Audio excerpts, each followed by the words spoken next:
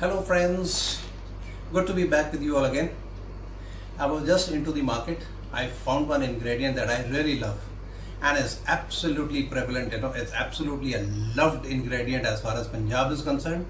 Again, as far as parts of Jammu are concerned, some parts of Himachal, some parts of Haryana also. And this particular ingredient goes across to other parts of India also. There. Although this particular ingredient goes abroad also. And what is that ingredient? Moment I see a good one, I always pick it up. And this is what it is.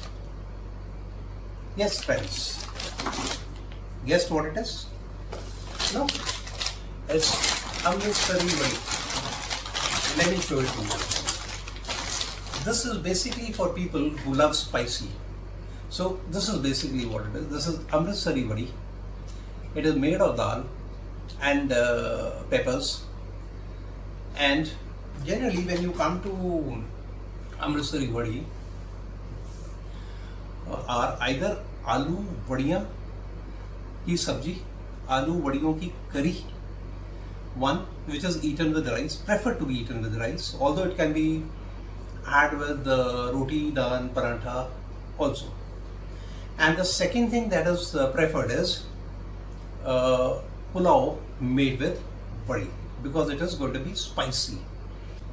But as far as the creativity goes, as I always say, creativity is in your hands, it's in your thought, it's in your mind, it's in your vision. So how you use it creatively. So friends, I am going to use Amritsari Wadi today in breakfast, in an item of breakfast, in a dish of breakfast. And of course you can have that dish in lunch also, you can have it in dinner also. If you are a spice lover like me, this is going to be something of a surprise. So let's go into the kitchen and have a look. So friends, for the vegetable we are going to take is capsicum, that is about half a cup. We are going to take onion, that is again about half a cup. Along with that we'll take ginger grated, that is around 20 grams. We are going to take peas, that is about half a cup. And we are taking carrot, that again is about half a cup. So these are the 6 vegetables that we'll take. Onion is also half a cup, by the way. All the vegetables are half a cup except green chilies and ginger, which are about 20 grams each. But you can increase or decrease the quantity of the vegetable as you all wish. I would not say decrease them, I would say increase them, except for the green chilies, which must be done in some proportion, because I like chilies more. So I'm taking around 20 grams or about 2 of these chilies, because our Amritsari Wadi is very spicy, so I'm taking 3 of them, so as the breakfast item of ours should be perfectly edible, not so spicy that it is not edible. Therefore I am using this combination of 3 wadis, but it can be increased to more also. And ginger and garlic 20 grams, although they can be increased also. I will not advise it though. So as far as now, the next step, what we do is we take this wadi and we break it up, put it in the mixie and grind it. Grind them. So what ultimately is to be done is, once we grind them, we have to be careful that it should not be very coarse and it should not be very thin also. So there you are. It is in between coarse and in between powder, because that is what we want, because ultimately it has to be mixed with other ingredients also. So this is what it should look like.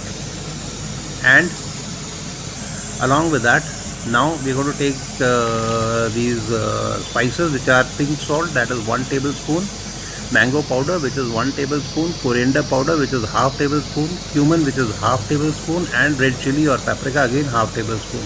I hope now you understand why I took green chilies only 20 grams, because I knew I had to add paprika, and Amritsari vadi of course has black chilies and lots of black chilies plus lots of other spices. So ultimately spice quantity of spice can increase, so to keep it to the minimum level, that is why I am using a very strict ratio on this, being on the careful part. Only the salt and the mango powder I am increasing it to 1 tablespoon. All the rest are half tablespoon, again for the cup also. And there we go. As far as the wheat flour is concerned, this is wheat flour I am taking. That is going to be about 1 cup. So 1 cup of wheat flour, and you've seen me dropping it twice because I was using half cup as a measure. That is why you've seen me dropping it 2 times. So I think by now you have guessed what I'm going to do. And this is the oil, which is also known as moon. Don't worry, I'm not making any bhatura or puri out of it this time. So it is another Indian bread, and very famous Indian bread. The oil is going to be needed when we need the flour, wheat flour that is, and all these vegetables one by one I'm going to drop them into the flour. So there goes the crushed peas, and along with that there comes the carrot, and then comes the capsicum, chilies, ginger, and the onion. They all are going to be kneaded into the flour. Now that is the secret. So most of you by now may have guessed what I'm going to make. And all these, remember these 5 spices that we had taken? So one by one we'll add these also to it. Although the sequence does not matter, this is the salt that has gone in, and this red chili or paprika that has gone in, and coriander powder, and cumin, and last but not the least, that is mango powder. So there we are, and now we are going to add the Amritsari vadi that we had converted into a semi-coarse, semi-powder state. So we'll add that now. So once added, and I'm adding all of them. I'm not leaving any of it out. So I've added all of them, and 3 of these Amritsari vadi, the powder came to about less than half a cup, slightly less than half a cup. So perfectly safe. And now I'm going to mix it slightly before I add some water and knead it into a flour, into a dough, sorry. So I think by now you have guessed what I'm going to make. It is going to be a dough, that is for sure. And well, not to keep the suspense for long, I'm going to make a paratha out of that, and I'm going to make paratha in both the fashions, the tawa version, the hot plate version, and the fried version. Okay, now this is the major tip, that whenever you're using water to knead the flour, any type of flour, please heat the water should be little more than lukewarm, but not so hot that it should scald your skin of the fingers or the hands. So there we are, we drop in, and water should be dropped little by little, otherwise the dough, lumps can be formed. And because this dough is heavy because of vegetables, so there it is. After kneading, this is what the dough is going to look like. Now what I have done is I left this dough in the fridge for about 10 to 15 minutes. Now I have taken the dough out again just to show it to you all. And when I did it, I had covered it with a wet muslin cloth. Now I brought it out, I kneaded it again, and I'm again put it into that bowl, the glass bowl, and I'm going to wrap it up again with a wet muslin cloth, keep it in the fridge for some time, that about 5 or 10 minutes to rise, and then bring it out again. Okay, so that's it. Now I brought the dough out, and I'll show you how the dough has changed now. So there you are, it is fluffed out. It is fluffed out a little more. It is a little more harder now, little more firmer now. So this is the type of a dough that we want. And there, why I wanted it firmer, because these dough balls, once we make these dough balls, they should hold the vegetable together. Now you can do it in two ways. You can make a stuffing out of all the spices and the vegetables, one, or you can knead them into the flour also, either way. So if you want to have more vegetable and more spices, then it should be like a stuffing. Otherwise you can knead it into a ball like this. There we go. Now let's put the hot plate to be heated. So first I'll show you the hot plate version of making the paratha. Of course we all know it, we all make it also, but let's go over it and let's see. Sometimes some tips come out where we may not be doing it right. So there it is. I have rolled out the first one. It's a single bit, not a double bit as people do it. It's a single one, and I rolled it into a ball first, into a long roll, then rolled it together and pressed it like a lachha paratha. So that is how I have done it. And finally rightly I pressed it with the rolling pin. Now this we are going to make on the hot plate. So this is the hot plate version. Now the hot plate is hot. I'm going to add some oil to it, I'm sorry, not oil, it is desi ghee, because Punjab is either mustard oil or desi ghee. So this is desi ghee that I'm using today, and there it is. So it goes on for the first time, and let's cook it till the time it becomes a little firm. There are a lot of people whose paratha does not cook inside, so it remains a little raw in the inside. The reason is they cook the paratha on a very high heat. No, the paratha has to be cooked on a medium heat, so that the heat goes right through the paratha, comes to the top, cooking not only the side which is on the hot plate, which is touching the hot plate, but the center also, and then the heat comes right through the paratha. And look, the effect has already started coming. You see those little bubbles, they are coming up. There it is. That shows that the heat is coming right through and the bubbles are coming all by itself. This is also the time to flip, so that the other side also gets equally heated. Otherwise it will rise up and tear also. And in the meantime, let's apply some ghee to this side. Okay, and generous amount, because Punjab is known for butter, milk and lassi and curd and white butter, of course. So a generous amount of ghee is applied and we leave it to cook. Look, again the bubbles have started coming. You can see the paratha rising. That means the heat is going right through. It is cooking right through. It's not raw from inside. So that was the tip. And now here on this side also, we'll apply a rather generous amount of ghee. And look at this. The color of this side has already started changing. And look at the bubbles there. It was rising when we had flipped. Look at that. It started rising again. So this is the secret of the paratha, that whenever you are cooking, never cook it on high flame, always cook it on medium. So that, look at that. Because I told you I had made it in the shape of a lachha paratha. I had made a roll, then connected it together and made it into a ball and then pressed it with the hand. So this is a lachha paratha basically. If it was the other paratha, then it would have fluffed up by now. It would have fluffed up like a ball till now.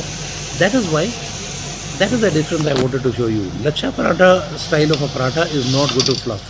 It is going to remain like that, but you will see those bubbles ultimately rising. Now there, the paratha is done. So let's remove the paratha. And this is a little tip again, that always raise it for a few seconds from the hot plate before coming onto the plate. Okay, so there we are. This paratha is absolutely done. That was lachha paratha. That was paratha in the lachha paratha style. Rolled first and then connected and then pressed and flattened and then put on the hot plate to be cooked. Now let me show you the second version as to how to fry a paratha. So there it is. We go on the limit. So I think now this much of an oil is enough, because I want the paratha at least 3/4 of the paratha inside the oil and not outside. So if you are, I have deliberately made a different shape so that the two type of parathas can be distinguished, because they are going to come out in, their finish is going to be different. So that is why I have deliberately made this odd shape, so that the fried and the hot plate paratha becomes different. Now there it is. That is our pilot. So our pilot is it shows signs that it is almost ready to go. So the oil is hot, and there is that micro pilot also that is steaming away, bubbling away. So fair enough. So there it is. The pilot also shows that it is cooked. Okay, now let's add the, now we'll add the paratha to the ghee. There we are. As I said, 3/4 of the paratha should be inside the oil, 1/4 should be just outside, so that again the heat traverses right through the paratha. And this paratha is going to be different because it is fried. And fried paratha is very, very, very crispy, is very, very, very high in calories. So this is the watchword. There you are. Can you see the paratha, the bubbles coming through? Well, that's the heat coming through basically. Again, cooking the paratha right through and through the inside also. So there it is. And dropping of the oil on top of it is, dropping of the ghee on top of the paratha is basically to ensure that this side also starts cooking. And it should not be dry, so that it does not crack and it does not burst. So that is the idea. So that the entire paratha starts to get fried. Okay. Now I'm going to flip the side so that this side also gets cooked like the other side. Look, and look at this side. Beautifully done, isn't it?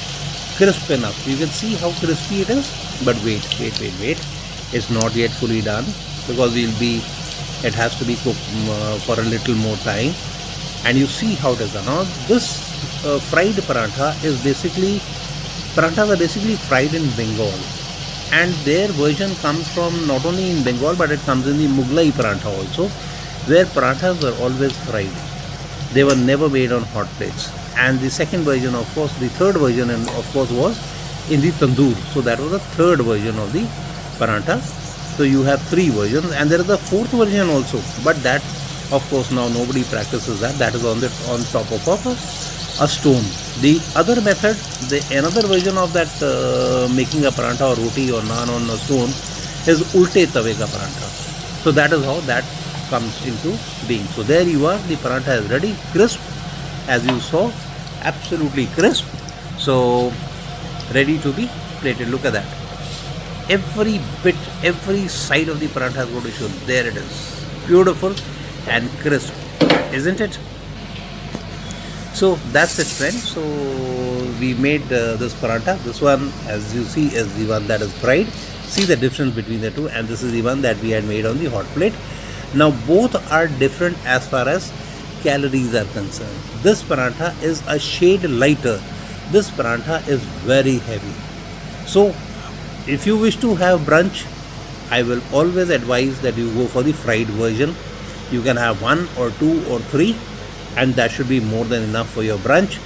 But if you are having for breakfast only, this lacha paratha is the best. Even for lunch, this is the best. Dinner, because parathas are always very heavy, so I will always say try and avoid parathas for dinner. Lunch and breakfast, it is fine, but try and avoid them for dinner. So there we are. And pairing, of course, you can do it with Punjab. We do it with tea and curd and pickle, but you all can pair it with anything that you all wish that goes well in your region. Maybe chana, maybe dal, maybe curd, maybe whatever comes to your mind, sauces, chutneys, anything that comes to your mind, you can pair these parathas with them. And believe me, they're absolutely organic. All right, we used all organic ingredients. Vegetables were fine. They were all fresh from the garden, and spices were absolutely, organic, nothing factory made. So there we are. Even the ghee that I had used was basically made at home. It was a homemade ghee. It was not made in a factory. So that is the advantage. It's totally organic, though heavy, healthy of course, but that's I the know paratha. you've liked what we have made out of aloo vadi. So I know you're definitely going to try it. So do try it. Do let me know, and do let everybody know in their comments as to how you liked it, and share it with everybody. Like I say, friends, nears, dears, knowns, most important, foes, enemies. Share it with them also.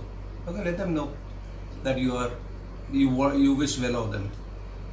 Okay, it is for your own selfish reason, of course. So till the time we meet again with another healthy and organic recipe, it's thanks and bye from Chef Raj. Have a nice time. Think healthy, eat healthy, and live healthy.